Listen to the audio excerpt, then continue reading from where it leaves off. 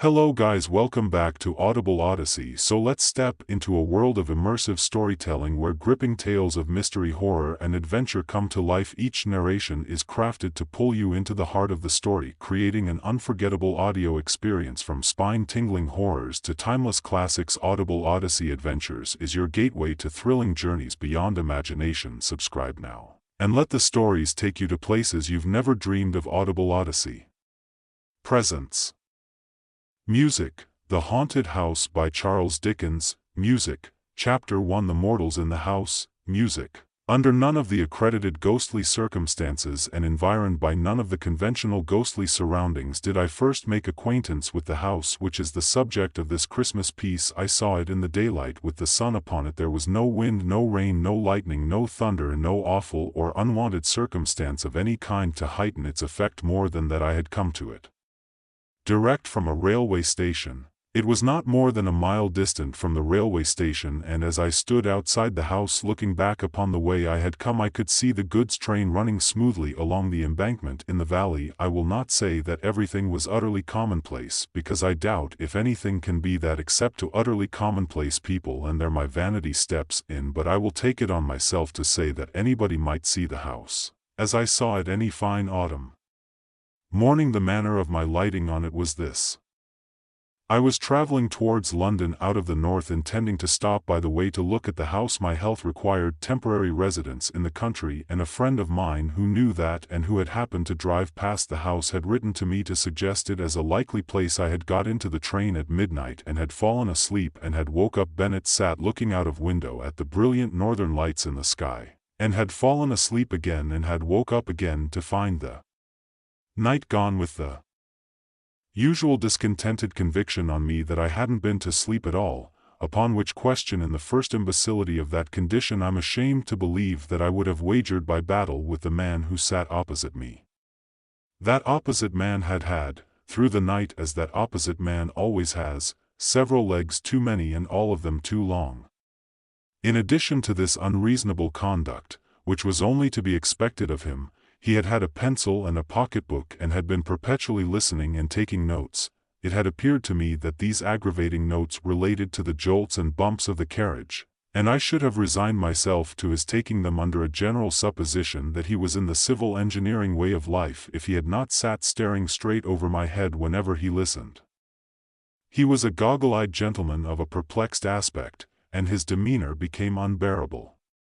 It was a cold, dead morning, the sun not being up yet, and when I had outwatched the paling light of the fires of the iron country and the curtain of heavy smoke that hung at once between me and the stars and between me and the day, I turned to my fellow traveler and said, "I beg your pardon, sir, but do you observe anything particular in me?" For really, he appeared to be taking down either my traveling cap or my hair with a minuteness that was a liberty. The goggle gentleman withdrew his eyes from behind me as if the back of the carriage were 100 miles off, and said with a lofty look of compassion for my insignificance, "In you, sir?" Sir," said I, growing warm. "I have nothing to do with you, sir, return." The gentleman prayed, "Let me listen." He enunciated this vowel after a pause and noted it down. At first, I was alarmed by an express lunatic, and no communication with the guard is a serious position. The thought came to my relief that the gentleman might be what is properly called a rapper, one of a sect for some of whom I have the highest respect but whom I don't believe in. I was going to ask him a question when he took the bread out of my mouth. "You will excuse me," said the gentleman contemptuously, "if I am too much in advance of common humanity to trouble myself at all about it. I have passed the night, as indeed I pass the whole of my time now, in spiritual intercourse." "Oh," I said somewhat snappishly. The conference night began and continued. The gentleman turned several leaves of his notebook with this message: "Evil communication corrupts good manners," said I. "But absolutely new from spirit," returned the gentleman. I could only repeat my rather snappish "oh," and asked if I might be favored with the last communication. "A bird in the hand," said the gentleman, reading his last entry with great solemnity, "is worth two in the Bosch." Truly, "I am of the same opinion," said I, "but shouldn't it be Bush?" "It came to me Bosh," returned the gentleman. The gentleman then informed me that the spirit of Socrates had delivered this special revelation in the course of the night.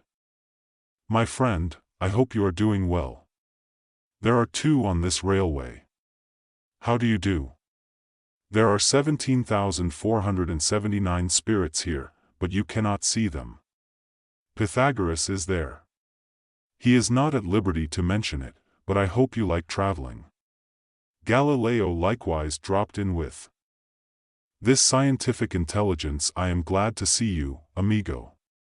Comet's water will freeze when it is cold enough, and in the course of the night, the following phenomena occurred. Bishop Butler had insisted on spelling his name Bubblier, which was an offense against orthography and good manners. He had been dismissed as out of temper. John Milton, suspecting him of willful mystification, had repudiated the authorship of Paradise Lost and had introduced as joint authors of that poem 2 unknown gentlemen respectively named Grunges and Tarkington, and Prince Arthur, nephew of King John of England, had described himself as tolerably comfortable in the 7th circle, where he was learning to paint on velvet under the direction of Mrs. Trimmer and Mary Queen of Scots. If this should meet the eye of the gentleman who favored me with these disclosures, I trust he will excuse my confessing that the sight of the rising sun and the contemplation of the magnificent order of the vast universe made me impatient of them. In a word, I was so impatient of them that I was mightily glad to get out at the next station and to exchange these clouds and vapors for the free air of heaven. By that time, it was a beautiful morning. As I walked away among such leaves as had already fallen from the golden brown and russet trees, and as I looked around me on the wonders of creation and thought of the steady, unchanging, and harmonious laws by which they are sustained, the gentleman's spiritual intercourse seemed to me as poor a piece of journey work as ever this world saw. In which heathen state of mind, I came within view of the house and stopped to. Looking at it attentively, it was a solitary house standing in a sadly neglected garden, a pretty, even square of some 2 acres. It was a house from about the time of George II, as stiff, cold, and formal, and in as bad taste as could possibly be desired by the most loyal admirer of the whole quartet of Georges. It was uninhabited but had, within a year or 2, been cheaply repaired to render it habitable. I say cheaply because the work had been done in a surface manner and was already decaying in terms of the paint and plaster.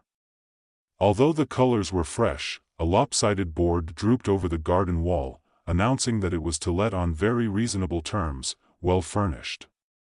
It was much too closely and heavily shadowed by trees. And in particular, there were 6 tall poplars before the front windows, which were excessively melancholy and the site of which had been extremely ill-chosen. It was easy to see that it was an avoided house, a house that was shunned by the village to which my eye was guided by a church spire some half a mile off, a house that nobody would take, and the natural inference was that it had the reputation of being a haunted house. No period within the 24 hours of day and night is so solemn to me as the early morning in the summertime. I often rise very early and repair to my room to do a day's work before breakfast, and I am always, on those occasions, deeply impressed by the stillness and solitude around me. Besides that, there is something awful in being surrounded by familiar faces asleep, in the knowledge that those who are dearest to us and to whom we are dearest are profoundly unconscious of us in an impassive state, anticipating that mysterious condition to which we are all tending, the stopped life, the broken threads of yesterday, the deserted seat, the closed book, the unfinished but abandoned occupation, all are images of death. The tranquility of the hour is the tranquility of death, the color and the chill have the same association. Even a certain air that familiar household objects take upon them when they first emerge from the shadows of the night into the morning of being, newer and as they used to be long ago, has its counterpart in the subsidence of the warm face of maturity or age in death into the old youthful look. Moreover, I once saw the apparition of my father at this hour. He was alive and well, and nothing ever came of it, but I saw him in the daylight sitting with his back towards me on a seat that stood beside my bed. His head was resting on his hand, and whether he was slumbering or grieving, I could not discern. Amazed to see him there, I sat up, moved my position, leaned out of bed, and watched him. As he did not move, I spoke to him more than once. As he did not move, then I became alarmed and laid my hand upon his shoulder, as I thought, and there was no such thing. For all these reasons, and for others less easily and briefly statable, I find the early morning to be my most ghostly time. Any house would be more or less haunted to me in the early morning, and a haunted house that scarcely addressed me to greater advantage than then. I walked on into the village with the desertion of this house upon my mind, and I found the landlord of the little inn sanding his doorstep. I bespoke breakfast and broached the subject of the house. "Is it haunted?" I asked. The landlord looked at me, shook his head, and answered, "I say nothing." "Then it is haunted?" "Well," cried the landlord in an outburst of frankness that had the appearance of desperation, "I wouldn't sleep in it." "Why not?" "If I wanted to have all the bells in a house rung with nobody to ring them, and all the doors in a house bang with nobody to bang them, and all sorts of feet treading about with no feet there, why then," he asked, the landlord, "I'd sleep in that house." "If anything was seen there?" The landlord looked at me again and then, with his former appearance of desperation, called down his stable yard for Ike. The call produced a high-shouldered young fellow with a round red face, a short crop of sandy hair, a very broad humorous mouth, a turned-up nose, and a great-sleeved waistcoat of purple bars with mother-of-pearl buttons that seemed to be growing upon him and to be in a fair way, if it were not pruned, of covering his head and overrunning his boots. "This gentleman wants to know," said the landlord, "if anything is seen at the Poplars." "Hooded woman with a howl," said Ike in a state of great freshness. "Do you mean a cry?" "I mean a bird, sir, a hooded woman with an owl." "Dear me! Did you ever see her?" "I seen the howl." "Never the woman, not so plain as the howl, but they always keeps together." "Has anybody ever seen the woman as plainly as the owl?" "God bless you, sir, lots." "Who?" "Lord bless you, sir, lots. The general dealer opposite, for instance, who is opening his shop." "Perkins?" "I, bless you, Perkins wouldn't go in either place," no, observed the young man with considerable feeling. "He ain't otherwise than Perkins, but he ain't such a fool as that." Here, the landlord murmured his confidence in Perkins's knowing better who he was or who was the hooded woman with the owl. "Do you know well?" said Ike, holding up his cap with one hand while he scratched his head with the other. "They say in general that she was murdered and the howl he toted the while." This very concise summary of the fact was all I could learn, except that a young man, as hearty and likely a young man as I had ever seen, had been taken with fits and held down in him after seeing the hooded woman. Also, that a personage dimly described as a whole chap, a sort of one-eyed trump answering to the name of Job unless you challenged him as Greenwood, and then he said, "Why not, and even if so, mind your own business," had encountered the hooded woman a matter of 5 or 6 times. But I was not materially assisted by these witnesses, inasmuch as the first was in California and the last was, as Ike said, and he was confirmed by the landlord, anywheres now. Although I regard with a hushed and solemn fear the mysteries between which and this state of existence is interposed the barrier of the great trial and change that fall on all the things that live, and although I have not the audacity to pretend that I know anything of them, I can no more reconcile the mere banging of doors, ringing of bells, creaking of boards, and such like insignificances with the majestic beauty and pervading analogy of all the divine rules that I am permitted to understand than I'd been able, a little while before, to yoke the spiritual intercourse of my fellow traveler to the chariot of the rising sun. Moreover, I have lived in 2 haunted houses, both abroad. In one of these, an old Italian place which bore the reputation of being very badly haunted indeed and which had recently been twice abandoned on that account. I lived there for 8 months, most tranquilly and pleasantly, notwithstanding that the house had a score of mysterious bedrooms which were never used and had one large room in which I sat reading Times of Number at all hours and next to which I slept in a haunted chamber of the first pretensions.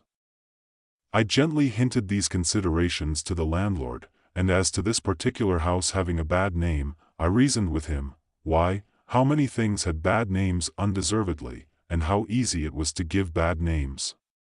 And did he not think that if he and I were persistently to whisper in the village that any weird-looking old drunken tinker of the neighborhood had sold himself to the devil, he would come in time to be suspected of that commercial venture? All this wise talk was perfectly ineffective with the landlord, I'm bound to confess, and was as dead a failure as ever I made in my life. To cut this part of the story short, I was piqued about the haunted house and was already half resolved to take it. So after breakfast, I got the keys from Perkins's brother-in-law, a whip and harness maker who keeps the post office and is under submission to a most rigorous wife of the WC seating. Little Emmanuel persuasion and went up to the house attended by my landlord and by Ike. Within, I found it as I had expected, transcendently dismal. The slowly changing shadows waved on it from the heavy trees. The house was ill-placed, ill-built, ill-planned, and ill-fitted. It was damp, it was not free from dry rot. There was a flavor of rats in it, and it was the gloomy victim of that indescribable decay which settles on all the work of man's hands whenever it's not turned to man's account. The kitchens and offices were too large and too remote from each other. Above stairs and below, waste tracts of passage intervened between patches of fertility represented by rooms. There was a mouldy old well with a green growth upon it, hiding like a murderous trap near the bottom of the back stairs under the double row of bells. One of these bells was labeled on a black ground in faded white letters, Master B. This, they told me, was the bell that rang the most. Who was Master B? I asked. Is it known what he did while the owl hooted, rang the bell, said Ike. I was rather struck by the prompt dexterity with which this young man pitched his fur cap at the bell and rang it himself. It was a loud, unpleasant bell and made a very disagreeable sound. The other bells were inscribed according to the names of the rooms to which their wires were conducted, such as picture room, double room, clock room, and the like, following Master B's bell to its source. I found that young gentleman to have had but indifferent third-class accommodation in a triangular cabin under the loft with a corner fireplace, which Master Bean must have been exceedingly small if he were ever able to warm himself, and a corner chimney piece like a pyramidal staircase to the ceiling for Tom Thumb. The papering of one side of the room had dropped down bodily, with fragments of plaster adhering to it, and almost blocked up the door. It appeared that Master B, in his spiritual condition, always made a point of pulling the paper down. Neither the landlord nor IKEA could suggest why he made such a fool of himself, except that the house had an immensely large, rambling loft at the top. I made no other discoveries. It was moderately well furnished but sparsely. Some of the furniture, say a third, was as old as the house. The rest was of various periods within the last half-century. I was referred to a corn chandler in the marketplace of the county town to treat for the house. I went that day and took it for 6 months. It was just the middle of October when I moved in with my maiden sister. I ventured to call her 8 and 30. She is so very handsome, sensible, and engaging. We took with us a deaf stableman, my bloodhound Turk, 2 women servants, and a young person called an odd girl. I have reason to record of the attendant last enumerated, who was one of the St. Lawrence's Union female orphans, that she was a fatal mistake and a disastrous engagement. The year was dying early, the leaves were falling fast. It was a raw, cold day when we took possession, and the gloom of the house was most depressing. The cook, an amiable woman but of a weak turn of intellect, burst into tears on. Looking at the kitchen, she requested that her silver watch be delivered to her sister in 2 Dipsticks Gardens, Leagues Walk, Clapham Rise, in the event of anything happening to her from the damp. Streaker, the housemaid, feigned cheerfulness but was the greater martyr. The odd girl, who had never been in the country alone, was pleased and made arrangements for sowing an acorn in the garden outside the scullery window and rearing an oak. We went before dark through all the natural, as opposed to supernatural, miseries incidental to our state. Dispiriting reports ascended like smoke from the basement in volumes and descended from the upper rooms. There was no rolling pin.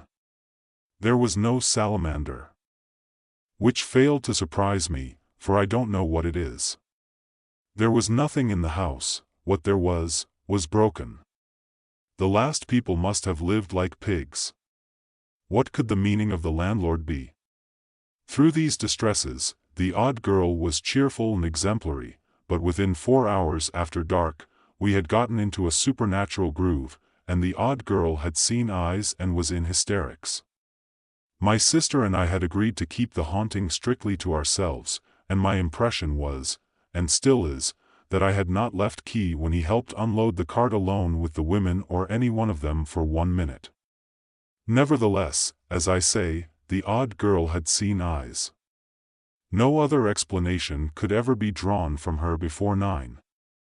And by 10 o'clock, she had had as much vinegar applied to her as would pickle a handsome salmon. I leave a discerning public to judge my feelings when under these untoward circumstances. At about 10:30 o'clock, Master B's bell began to ring in a most infuriated manner, and Turk howled until the house resounded with his lamentations. I hope I may never again be in a state of mind so unchristian as the mental frame in which I lived for some weeks respecting the memory of Master B. Whether his bell was rung by rats, mice, bats, wind, or some other accidental vibration, or sometimes by one cause, sometimes another, and sometimes by collusion, I don't know, but certain it is that it did ring 2 nights out of 3 until I conceived the happy idea of twisting Master B's neck, in other words, breaking his bell short off and silencing that young gentleman. As to my experience and belief, forever. But by that time, the odd girl had developed such improving powers of catalepsy that she had become a shining example of that very inconvenient disorder. She would stiffen like a Guy Fawkes endowed with unreason on the most irrelevant occasions. I would address the servants in a lucid manner, pointing out to them that I had painted Master B's room and bolted the paper, taken Master B's bell away and bolted the ringing. If they could suppose that that confounded boy had lived and died to clothe himself with no better behavior than would most unquestionably have brought him, and the sharpest particles of a birch broom, into close acquaintance in the present imperfect state of existence. Could they also suppose a mere poor human being such as I was capable, by those contemptible means, of counteracting and limiting the powers of the disembodied spirits of the dead or of any spirits, I say I would become emphatic and cogent, not to say rather complacent in such an address, when it would all go for nothing by reason of the odd girl's suddenly stiffening from the toes upward and glaring among us like a parochial petrifaction. Streaker, the housemaid, too, had an attribute of a most discomforting nature. I am unable to say whether she was of an unusually lymphatic temperament or what else was the matter with her, but this young woman became a mere distillery for the production of the largest and most transparent tears I ever met with. Combined with these characteristics was a peculiar tenacity of hold in those specimens, so that they didn't fall but hung upon her face and nose. In this condition, and mildly and deplorably shaking her head, her silence would throw me more heavily than the admirable Creighton could have done in a verbal disputation for a purse of money. Cook, likewise, always covered me with confusion as with a garment by neatly winding up the session with the protest that the ooze was wearing her out and by meekly repeating her last wishes regarding her silver watch. As to our nightly life, the contagion of suspicion and fear was among us, and there is no such contagion under the sky. Hooded women, according to the account, we were in a perfect convent of hooded women. Noises with that contagion downstairs.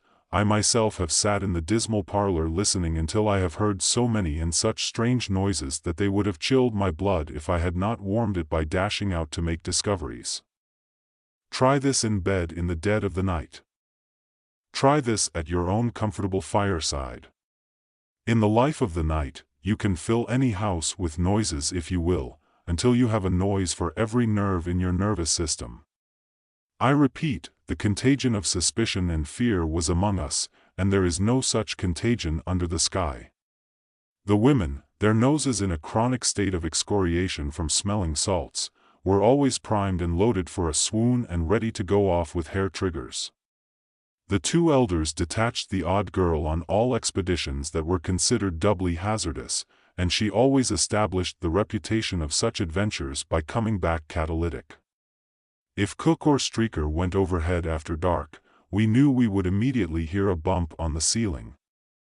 And this took place so constantly that it was as if a fighting man were engaged going about the house administering a touch of his art, which I believe is called the auctioneer, to every domestic he met. With it, it was in vain to do anything. It was in vain to be frightened for the moment in one's own person by a real owl and then to show the owl. It was in vain to discover by striking an accidental discord on the piano that Turk always howled at particular notes and combinations. It was in vain to be adamant with the bells and, if an unfortunate bell rang without leave, to have it down inexorably and silence it. It was in vain to fire up chimneys, let torches down the well, charge furiously into suspected rooms and recesses. We changed servants, and it was no better. The new set ran away, and a third set came, and it was no better. At last, our comfortable housekeeping got to be so disorganized and wretched that one night, dejectedly, I said to my sister Patty, I was beginning to despair of our getting people to go on with us here, and I think we must give this up. My sister, who was a woman of immense spirit, replied, No, John, don't give it up, don't be beaten, John. There is another way. And what is that? Said I. John, returned my sister, if we were not to be driven out of this house, and that for no reason whatever that is apparent to you or me, we must help ourselves and take the house wholly and solely into our own hands. But the servants, said I. Have no servants, said my sister boldly. Like most people in my grade of life, I had never thought of the possibility of going on without those faithful obstructions. The notion was so new to me when suggested that I looked very doubtful. We know they come here to be frightened and infect one another, and we know they are frightened and do infect one another, said my sister. With the exception of Bottles, I observed in a meditative tone, the deaf stableman. I kept him in my service and still keep him as a phenomenon of moroseness not to be matched in England. To be sure, John, assented my sister, except Bottles. And what does that go to prove? Bottles talks to nobody and hears nobody unless he is absolutely roared at. And what alarm has Bottles ever given or taken? None. This was perfectly true, the individual in question having retired every night at 10 o'clock to his bed over the coach-house with no other company than a pitchfork and a pail of water. That the pail of water would have been over me and the pitchfork through me if I had put myself without announcement in Bottles his way after that minute I deposited in my own mind as a fact worth remembering. Neither had Bottles ever taken the least notice of our many uproars.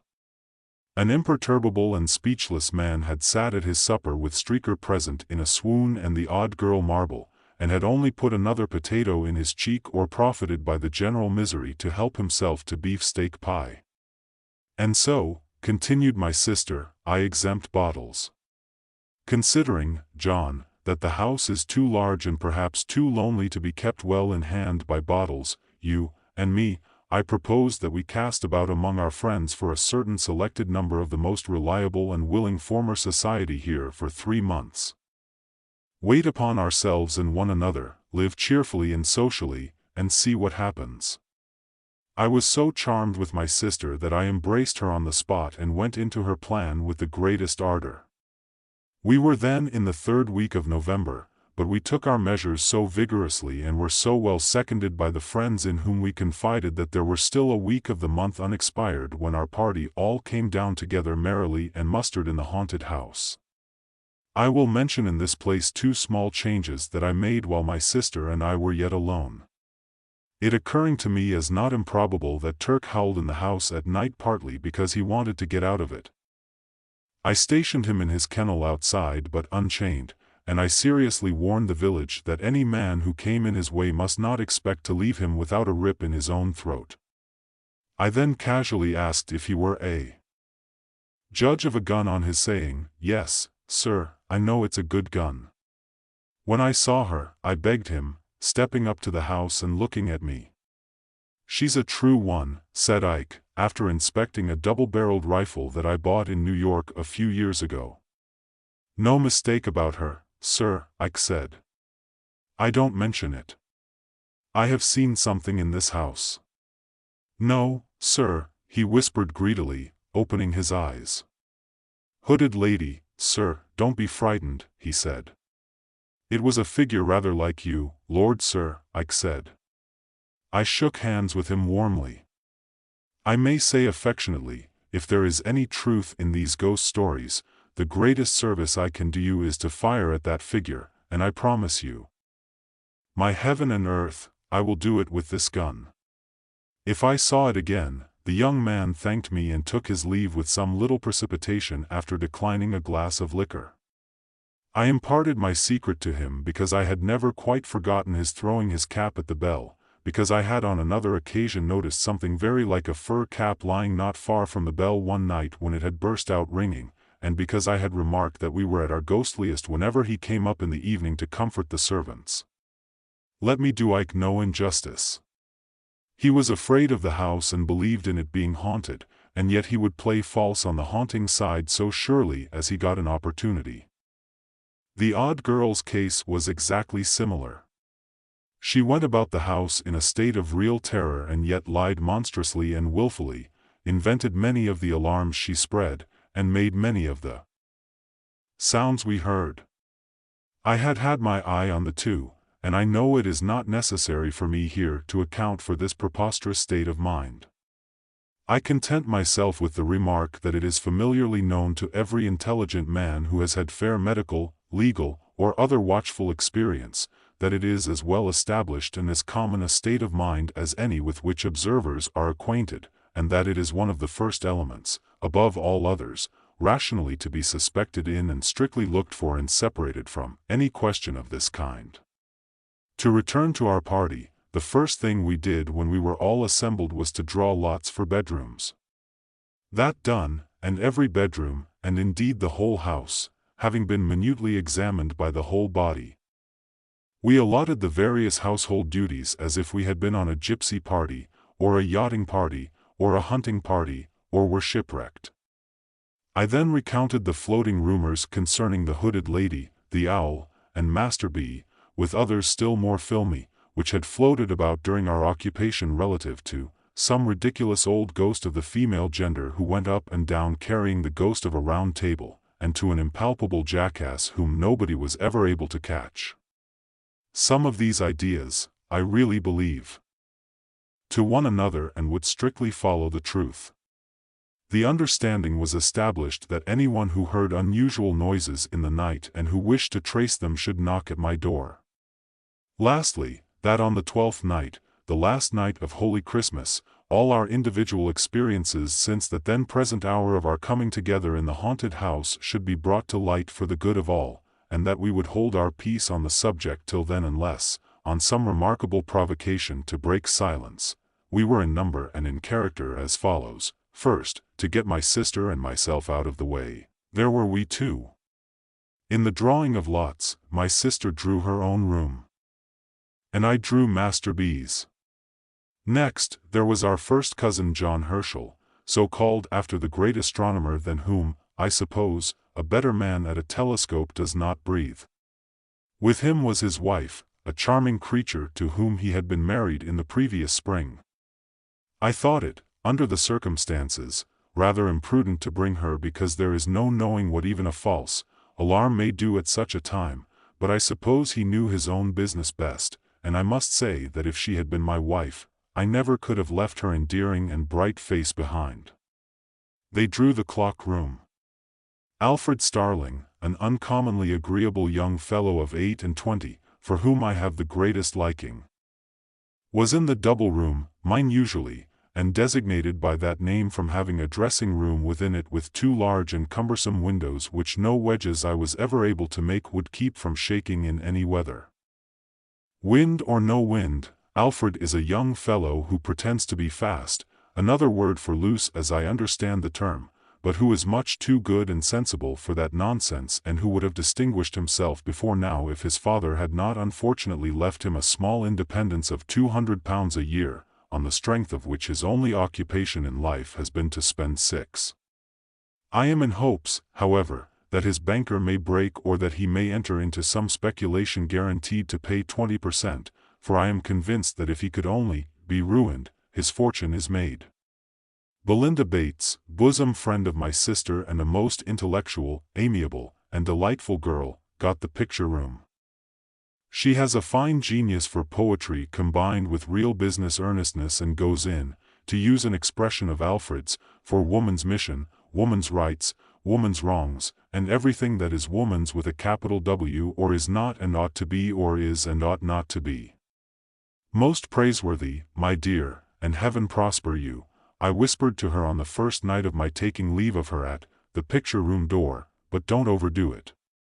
And in respect of the great necessity there is, my darling, for more employment being within the reach of women than our civilization has as yet assigned to her, don't fly at the unfortunate men, even those men who are at first sight in your way, as if they were the natural oppressors of your sex.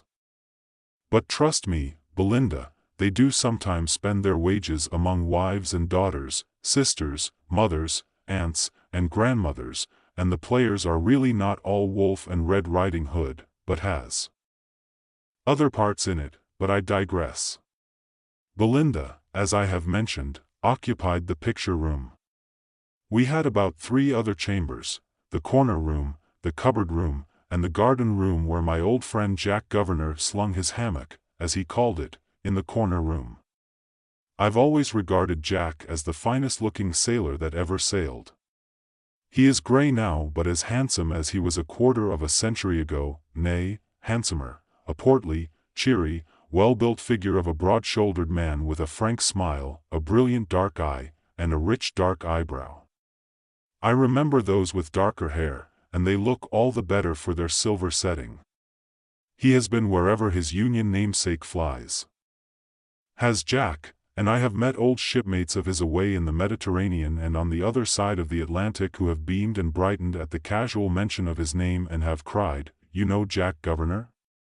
Then you know a prince of men that he is, and so unmistakably a naval officer that if you were to meet him coming out of an Eskimo snow hut in seal skin, you would be vaguely persuaded he was in full naval uniform."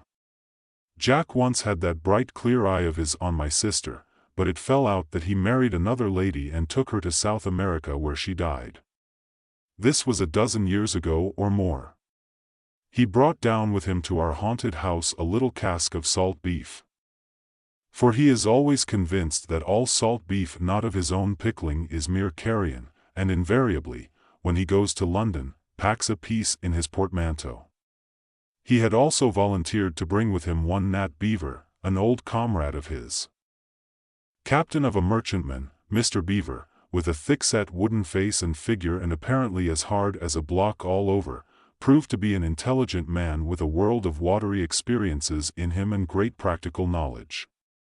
At times, there was a curious nervousness about him, apparently the lingering result of some old illness, but it seldom lasted many minutes. He went into the cupboard room and lay there next to Mr. Under, my friend and solicitor, who came down in an amateur capacity to go through with it, as he said, and who plays whist better than the whole law list from the red cover at the beginning to the red cover at the end. I never was happier in my life, and I believe it was the universal feeling among us. Jack Governor, always a man of wonderful resources, was the chief cook and made some of the best dishes I ever ate, including unapproachable curries. My sister was pastry cook and confectioner. Starling and I were cook's mates, turn and turnabout, and on special occasions, the chief cook pressed Mr. Beaver. We had a great deal of outdoor sport and exercise, but nothing was neglected within, and there was no ill humor or misunderstanding among us. Our evenings were so delightful that we had at least one good reason for being reluctant to go to bed. We had a few night alarms in the beginning.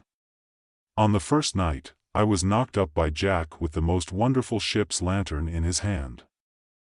Like the gills of some monster of the deep, who informed me that he was going aloft to the main truck to have the weather down. It was a stormy night, and I remonstrated, but Jack called my attention to it, making a sound like a cry of despair and said somebody would be hailing a ghost presently if it wasn't done so up to the top of the house where I could hardly stand the wind. We went, accompanied by Mr. Beaver and Jack Lantern, and all with Mr. Beaver after him, swarmed up to the top of a cupola some 24 feet above the chimneys and stood upon nothing particular, coolly knocking the weather off until they both got into such good spirits with the wind and the height that I thought they would never come down. Another night they turned out again and had a chimney cowl off. Another night they cut a sobbing and gulping water pipe away. Another night they found out something else. On several occasions, they both, in the coolest manner, simultaneously dropped out of their respective bedroom windows hand over hand by their counterpanes to overhaul something mysterious in the garden. The engagement among us was faithfully kept, and nobody revealed anything. All we knew was if anyone's room were haunted, no one looked the worse for it. Chapter 2: The Ghost in Master B's Room. When I established myself in the triangular garret which had gained so distinguished a reputation, my thoughts naturally turned to Master B. My speculations about him were uneasy and manifold, whether his Christian name was Benjamin by chance from his having been born in leap year, Bartholomew, or Bill, whether the initial letter belonged to his family name and that was Baxter. Black, Brown, Barker, Buggies, Baker, or Bird, whether he was a foundling and had been baptized B, whether he was a lion-hearted boy in B. Were short for Britain or for Bull, whether he could possibly have been kith and kin to an illustrious lady who brightened my own childhood and had come from the blood of the brilliant Mother Bunch. With these profitless meditations, I tormented myself so much. I also carried the mysterious letter with the appearance and pursuit of the deceased, wondering whether he was dressed in blue or boots.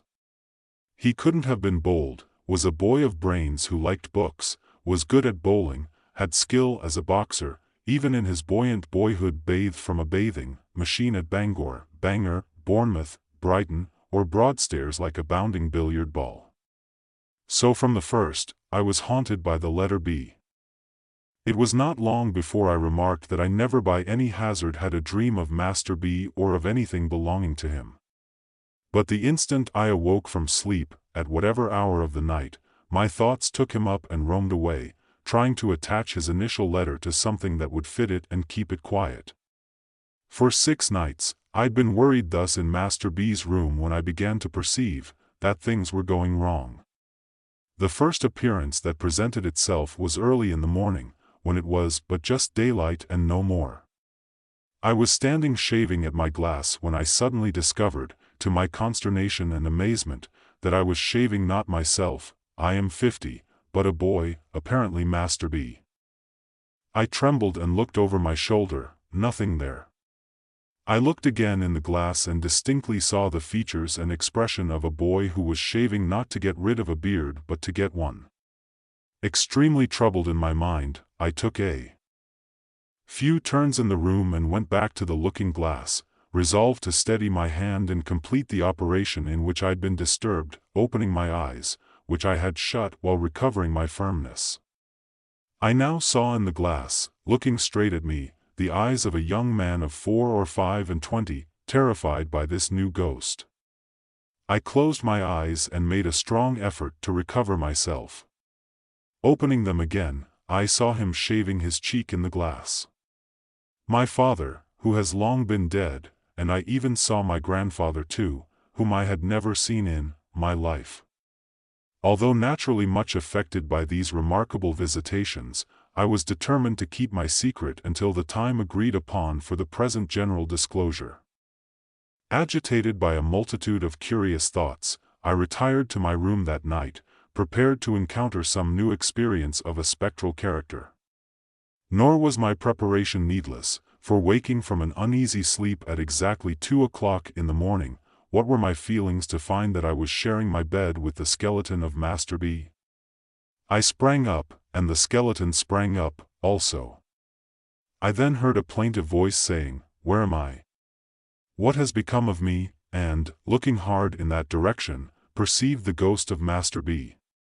The young spectre was dressed in an obsolete fashion, or rather was not so much dressed as put into a case of inferior pepper and salt cloth made horrible by shining buttons. I observed that these buttons went in a double row over each shoulder of the young ghost and appeared to descend his back. He wore a frill around his neck. His right hand, which I distinctly noticed to be inky, was laid upon his. My stomach connected this action with some feeble pimples on his face and his general air of nausea. I concluded this ghost to be the ghost of a boy who had habitually taken a great deal too much medicine. "Where am I?" asked the little spectre in a pathetic voice, "and why was I born in the caramel days, and why did I have all that caramel given me?" I replied with sincere earnestness that in my soul I couldn't tell him where. My little sister said the ghost was, and where my angelic little wife was, and where the boy I went to school with who treated the phantom was to be comforted, and above all things to take heart respecting the loss of the boy he went to school with. I represented to him that probably that boy never did, within human experience, come out well when discovered. I urged that I myself had in later life turned up several boys whom I went to school with, and none of them had at all answered.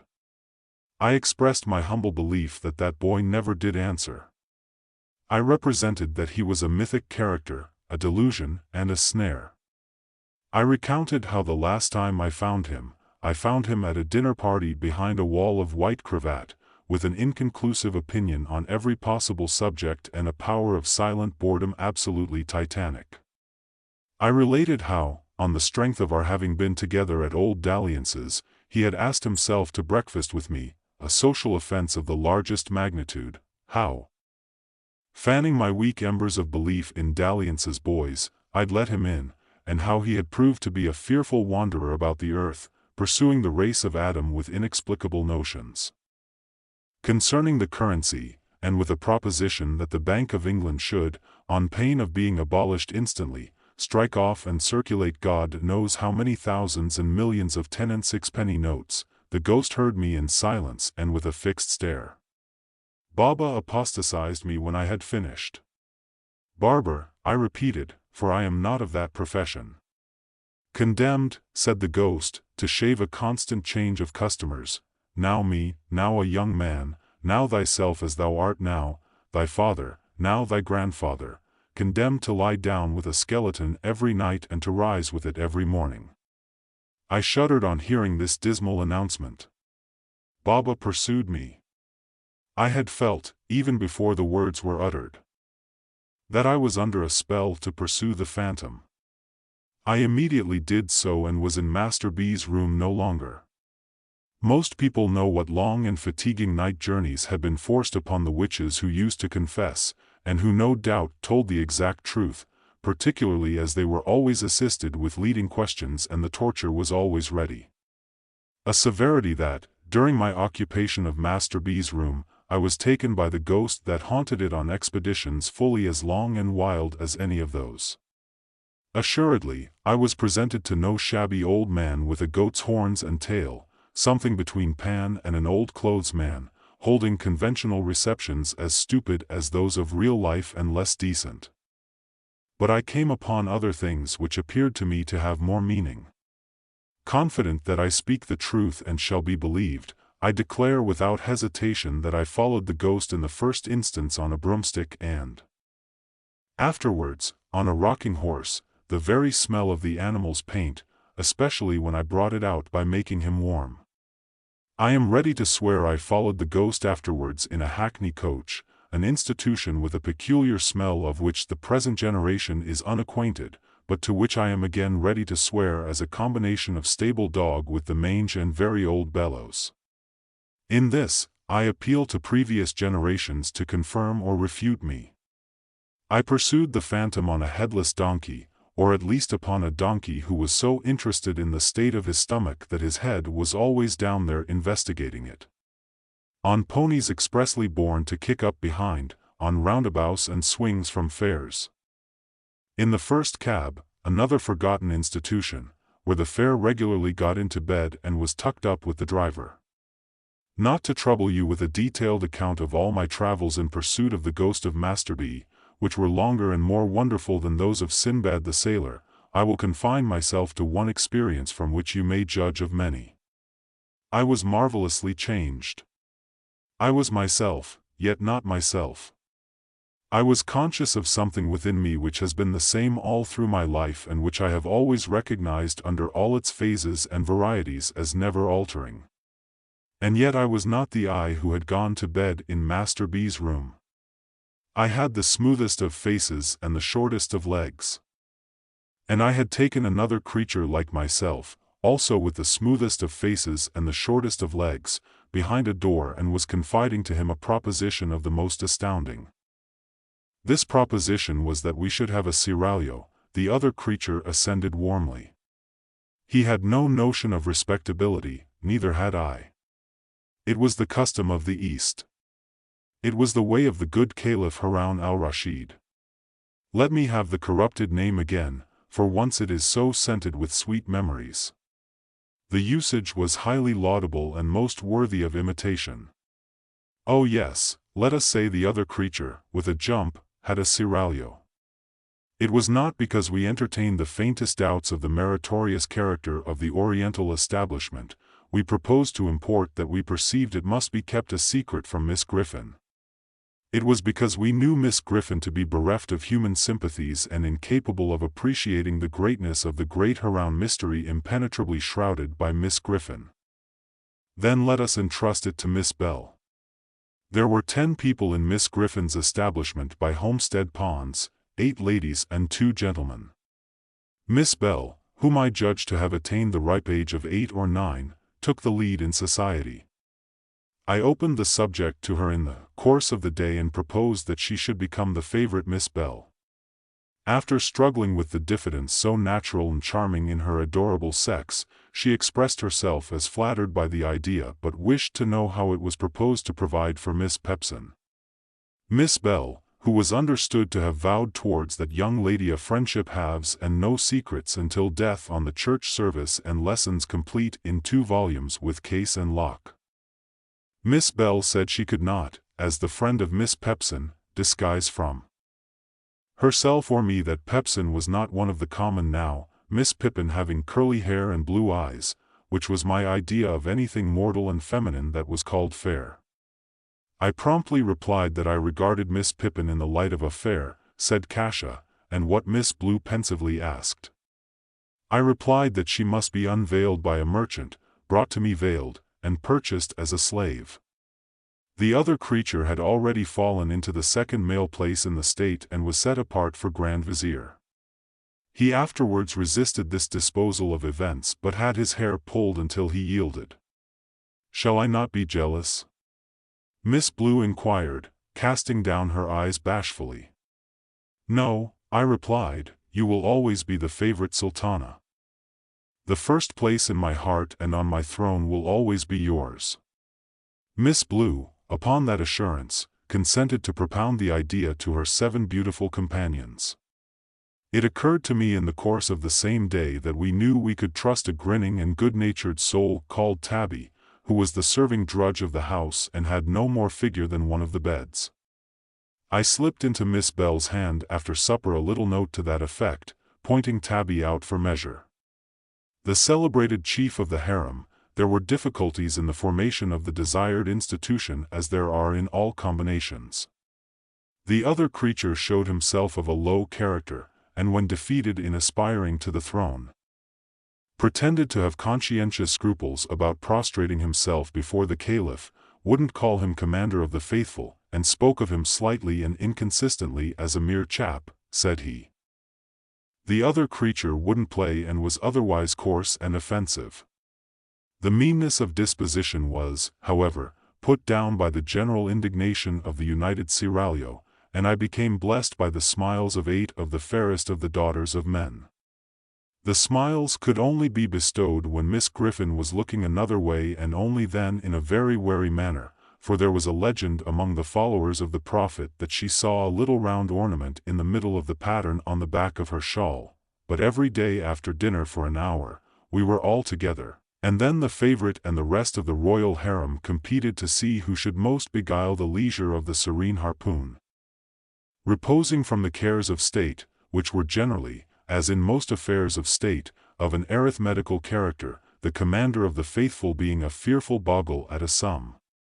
On these occasions, the devoted Misrule was always in attendance, Miss Griffin usually ringing for that officer at the same time with great vehemence, but he never acquitted himself in a manner worthy of his historical reputation. In the first place, his bringing a broom into the divine presence of the Caliph, even when Herring wore on his shoulders the red robe of anger, Miss Griffin's displeasure, though it might be got over for the moment, was never to be quite satisfactorily accounted for.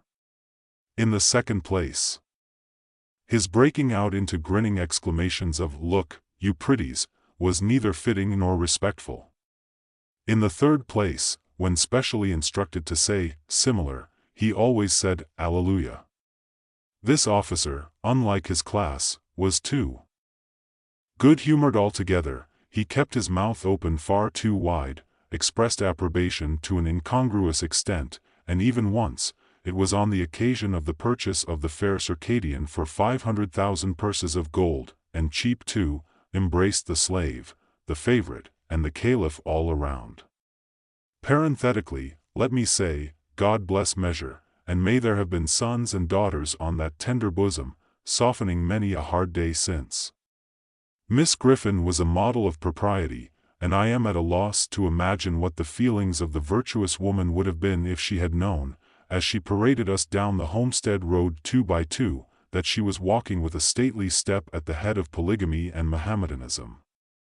I believe that a mysterious and terrible joy with which the contemplation of Miss Griffin in this unconscious state inspired us, and a grim sense prevalent among us that there was a dreadful power in our knowledge of what Miss Griffin, who knew all things that could be learned out of a book, didn't know, were the mainspring of the preservation of our secret.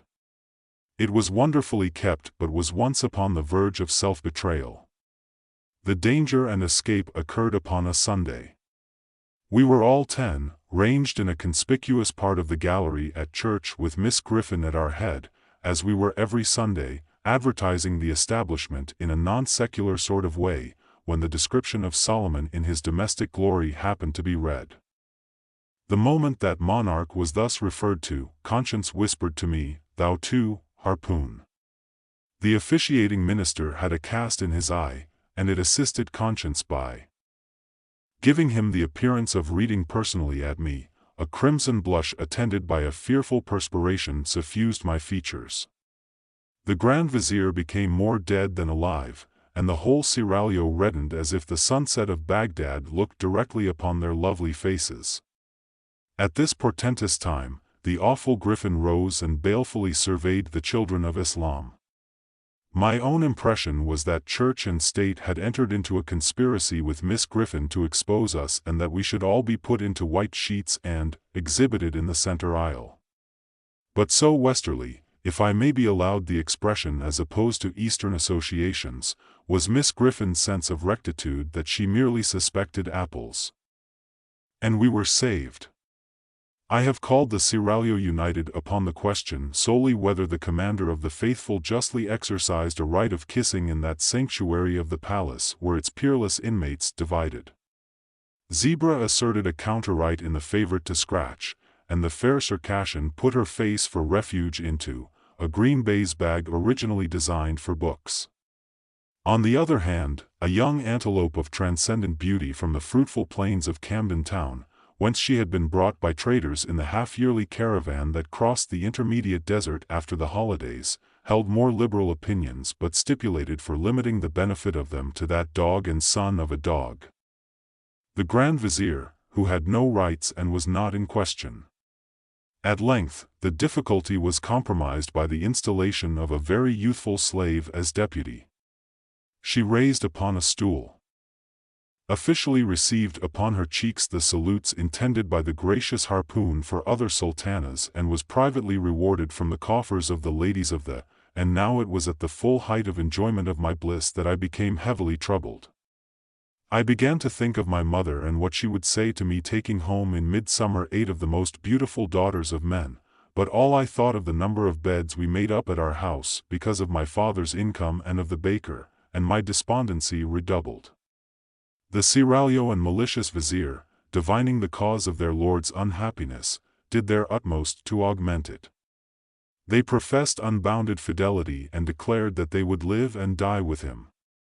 Reduced to the utmost wretchedness by these protestations of attachment, I lay awake for hours at a time ruminating on my frightful lot. In my despair, I think I might have taken an early opportunity of falling on my knees before Miss Griffin, avowing my resemblance to Solomon, and praying to be dealt with according to the outraged laws of my country if an unsought means of escape had not opened before me. One day we were out walking 2 and 2, on which occasion the vizier had his usual instructions to take note of the boy at the turnpike and, if he profanely gazed, which he always did, at the beauties of the harem, to have him bowstrung in the course of the night. And it happened that while our hearts were veiled in gloom, an unaccountable action on the part of the antelope had plunged the state into disgrace. That charmer, on the representation that the previous day was her birthday, and those vast treasures had been sent in a hamper for its celebration. Both baseless assertions had secretly, but most pressingly, invited 35 neighboring princes and princesses to a ball and supper with a special stipulation that they were not to be fetched until 12. This wandering of the antelope fancy led to the surprising arrival at Miss Griffin's door in diverse acreages and under various escorts of a great company in full dress, who were deposited on the top step in a flush of high expectancy, and who were dismissed in tears. At the beginning of the double knocks attendant on these ceremonies, the antelope had retired to a back attic and bolted herself in. And at every new arrival, Miss Griffin had gone so much more and more distracted that at last she had been seen to tear her front. Ultimate capitulation on the part of the offender had been followed by solitude in the linen closet, bread and water, and a lecture to all. A vindictive length in which Miss Griffin had used expressions, firstly, I believe you all knew of it, secondly, every one of you is as wicked as another, thirdly, a pack of little wretches. Under these circumstances, we were walking drearily along, and I, especially with my responsibilities heavy on me, was in a very low state of mind when a strange man accosted Miss Griffin. After walking on at her side for a little while and talking with her, he looked at me. Supposing him to be a minion of the law and that my hour was come, I instantly ran away with the general purpose of making for Egypt. The whole seraglio cried out when they saw me making off as fast as my legs would carry me. I had an impression that the first turn on the left and around the public house would be the shortest way to the pyramids. Miss Griffin screamed after me, the faithless vizier ran after me, and the boy of the turnpike dodged me into a corner like a sheep and cut me off. Nobody scolded me when I was taken and brought back. Miss Griffin only said, with a stunning gentleness, this was very curious. Why had I run away when the gentleman looked at me? If I had had any breath to answer, I dare say I should have no answer. Having no breath, I certainly made none. Miss Griffin and the strange man took me between them and walked me back to the palace in a sort of state.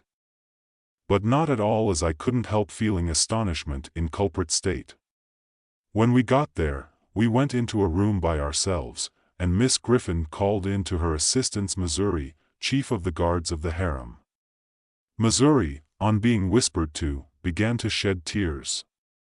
"Bless you, my precious," said that officer, turning to me, "your paws took bitter bad."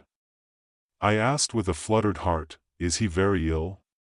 Lord temper the wind to you, my lamb, said the good Missouri, kneeling down that I might have a comforting shoulder for my head to rest on.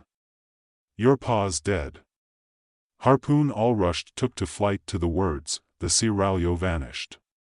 From that moment, I never again saw one of the 8 of the fairest of the daughters of men. I was taken home, and there was debt at home as well as death, and we had a sale there. My own little bed was so superciliously looked upon by a power unknown to me. Hazily called the trade that a brass coal scuttle, a roasting jack, and a birdcage were forced to be put into it to make a lot of it, and then it went for a song. So I heard it mentioned, and I wondered what song and thought what a dismal song it must have been to sing. Then I was sent to a great cold bare school of big boys, where everything to eat and wear was thick and clumpy without being enough, where everybody, large and small, was cruel. Where the boys knew all about the sale before I got there and asked me what I had fetched and who had bought me, and hooted at me, going, gone. I never whispered in that wretched place that I had been harpooned or it had had a seraglio. For I knew that if I mentioned my reverses, I should be so worried that I should have to drown myself in the muddy pond near the playground, which looked like the beer. Oh me, oh me. No other ghost has haunted the boys' room, my friends, since I have occupied it, than the ghost of my own childhood, the ghost of my own innocence, the ghost of my own airy belief. Many a time have I pursued the phantom, never with this man's stride of mine to come up with it, never with these man's hands of mine to touch it, never more to this man's heart of mine to hold it in its purity. And here you see me working out as cheerfully and thankfully as I may my doom of shaving in the glass, a constant change of customers, and of lying down and rising up with the skeleton allotted to me for my mortal companion. So guys, the video has ended now. If you like our stories and want to see more videos like this, please subscribe to Audible Odyssey channel and do all these things, like, comment, share, and subscribe. Enjoy horror and adventure stories like this. So just subscribe to Audible Odyssey. Bye bye.